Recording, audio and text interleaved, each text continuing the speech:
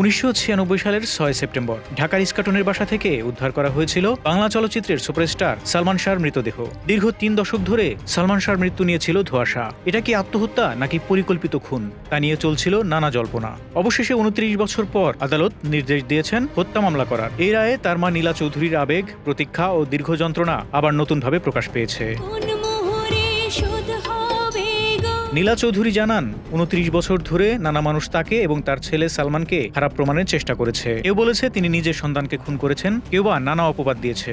এসব অপমান এবং হুমকির মাঝেও তিনি বিশ্বাস হারাননি। তিনি সবসময় মনে করেছেন আইনের চোখে একদিন সত্য প্রমাণ হবে এবং সালমান শাহ হত্যা করা হয়েছে এটি স্পষ্ট হয়ে উঠবে।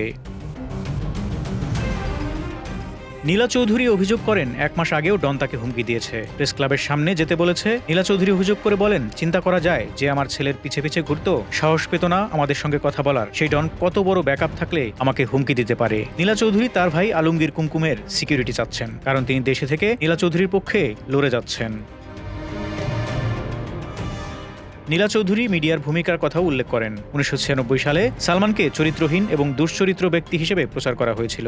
বলা হয়েছিল তিনি সামিরার সঙ্গে ঝগড়া করেছেন, শাবনূরের সঙ্গে প্রেম করেছেন। নীলা চৌধুরী জানান, এসব মিথ্যা খবর এবং মিডিয়ার প্রচারের কারণে বিচার প্রক্রিয়া বাধাগ্রস্ত হয়েছে। তিনি বলেন, মিডিয়ার কিছু চক্র সচেতনভাবে সত্যকে প্রকাশে বাধা দিয়েছে।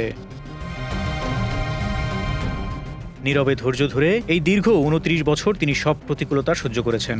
সালমান শাহর মৃত্যু সম্পর্কে তিনি সবসময় নিশ্চিত ছিলেন যে এটি আত্মহত্যা নয়, বরং পরিকল্পিত খুন। তিনি মনে করেন তার ছেলের মৃত্যুর আগে পরিকল্পনা এবং কর্মকাণ্ড প্রমাণ করে সালমান আত্মহত্যা করার মতো ছেলে ছিলেন না। মৃত্যুর আগের দিনও সালমান এতিমখানা করার পরিকল্পনা করেছিলেন। এছাড়া তিনি নীলা চৌধুরীকে বিভিন্ন ঘটনা এবং স্মৃতির মাধ্যমে বোঝাতেন যে তার জীবন, ক্যারিয়ার এবং ভবিষ্যৎ পরিকল্পনা এখনও এগোচ্ছিল।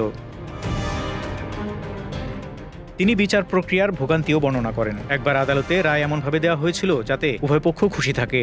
বেশ কয়েকবার এমনও হয়েছে বিচারকরা টিটকারি করেছেন। স্বরাষ্ট্রমন্ত্রী আসাদুজ্জামান খান কামাল সন্ধ্যার পর থেকে রাত 1টা পর্যন্ত বসিয়ে রেখেছিলেন। রাত 1টার পর কোনো ভদ্রমহিলা কারো বাসায় দেখা করতে পারে না। কিন্তু ন্যায় বিচারের জন্য 29 বছর ধরে সব সহ্য করেছেন সালমান শাহর মা। পিবিআইতে বনজ কুমার অপমান অপদস্থ করেছে, অনেক আগের মামলা নিয়ে হাসাহাসি পর্যন্ত করেছে। নীলা অভিযোগ করে বলেন, সব জায়গায় সামিরাদের লোক আছে, রাগ ক্ষোভ নিয়ে নীরবে ধৈর্য ধরেছি। নীলা চৌধুরী জানান, সালমানের শরীরে খুনের চিহ্ন স্পষ্ট ছিল, যা আত্মহত্যার চিহ্ন নয়। সামিরার ঘনিষ্ঠরা পরে স্বীকার করেছে কিভাবে খুন করা হয়েছিল। চট্টগ্রাম থেকে লোক এনে পরিকল্পিতভাবে খুন করা হয়েছিল। সালমানের পরিকল্পনা, ভবিষ্যৎ পরিকল্পনা এবং কাজের ব্যস্ততার প্রেক্ষিতে আত্মহত্যা করা সম্ভব ছিল না। নীলা চৌধুরী আশা প্রকাশ করেন, এবার হয়তো সত্যিই ন্যায় বিচার হবে। যারা এতদিন ন্যায় বিচার আটকিয়েছে তারা এবার শাস্তি পাবে। 29 বছর ধরে যা ধৈর্য ধরে সহ্য করেছেন, অবশেষে আইনের চোখে সত্য প্রকাশ হচ্ছে। তিনি মনে করেন এটি শুধু ন্যায় বিচারের অর্জন নয়, বরং তার ছেলের মৃত্যুর সত্যকে সামনে আনারও এক অনন্য মুহূর্ত।